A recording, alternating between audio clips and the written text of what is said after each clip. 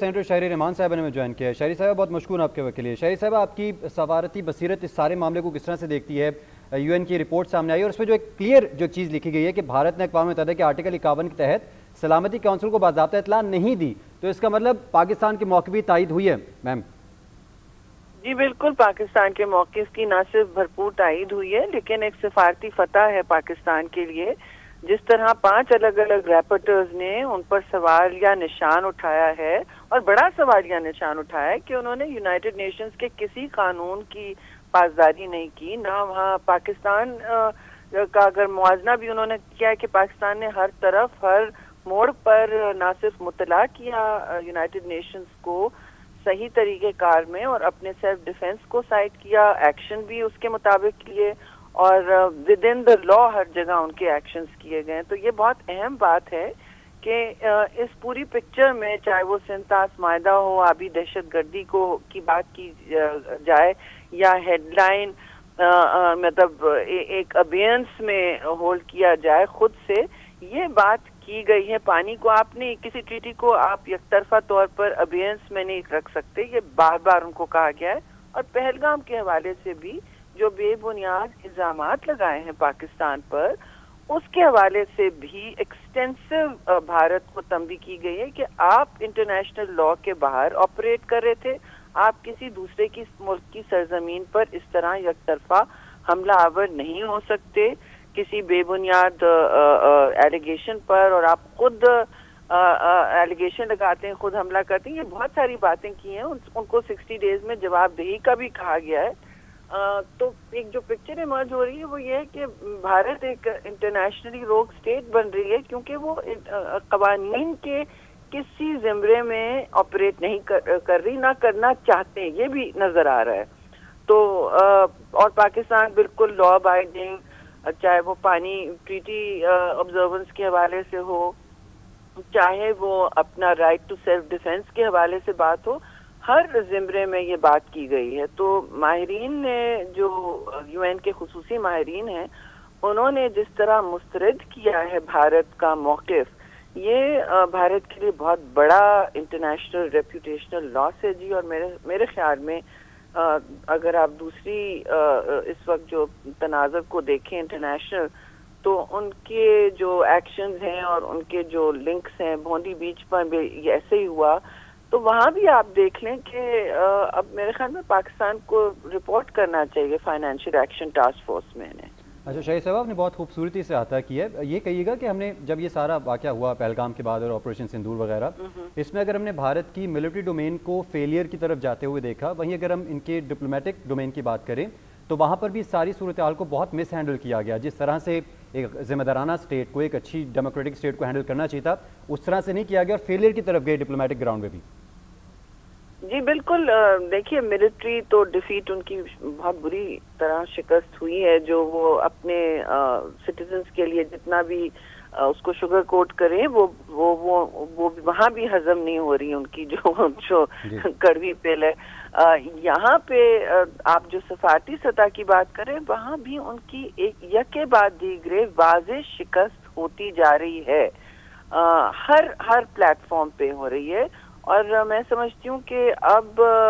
वक्त आ गया है कि पाकिस्तान का मौक़िफ़ जिसकी तायद की गई है इतनी ओपनली और वजाहत से, उसे भी आगे मैं समझती हूँ आगे उजागर करना चाहिए, एम्पलीफाई करना चाहिए दूसरे ममालिक के पार्लियामान में, जहाँ की स्टैंडिंग कमेटीज, जहाँ के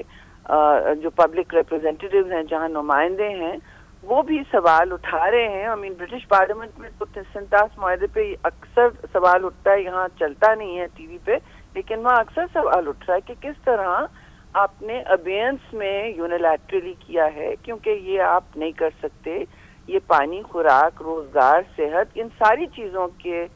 का जामिन होती है, और ये इंटरनेशनल ह्यूमन राइट्स के भी ज़िम्रे में के बाहर आप जा रहे हैं। आप किसी कानून को मरूज़ खातिर नहीं ला रहे, तो देख लें कि आप कर क्या रहे हैं। और पाकिस्तान हक पर है,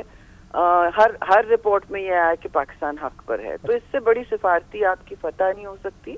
और हमारे यूएन अमले को मुबारकबाद मैं पेश करती हूँ कि उन्होंने बहुत ही बारीक बीनी से हर काम करवाया है और डिलीजेंस और कमिटमेंट से करवाया है। इसी तरह अगर हर जगह हमारे सफारत खाने काम करें तो पाकिस्तान का एक बहुत ना सिर्फ पाकिस्तान की मौक़िफ़ की ना सिर्फ तायीद हो रही है, लेकिन पाकिस्तान की दुश्मनी में जो भी मैली आंख से देख रहा है, ख़ासतौर से इस वक्त भारत है, उनके एक्शंस को और वजाहत से उजागर किया जाए और उनकी जवाबदेही इंटरनेशनली यकीनी बनाई जाए। जी, थैंक यू। जी, सेनेटर शायरी रहमान साहबा जीएनएन को वक्त दे रही थी। आपके वक्त के लिए आपका शुक्रिया मैम। मियाँ साहब, आपने गुफ्तगू सुनी सेनेटर साहबा की और उन्होंने बिल्कुल बड़े क्लियरली ये बता दिया कि भारत अगर ये समझता है कि वो इस तरह के ये दिफाई बजट बढ़ाकर और इस तरह जी सिंदूर 2 ऑपरेशन लॉन्च करने के इतलात देकर और इस तरह की बातें कर कर कोई डिस्टेबलाइजेशन कॉज कर सकता है या कोई डर बिठा सकता है अपना खित्ते में, तो अब ये उसकी गलत फहमी है।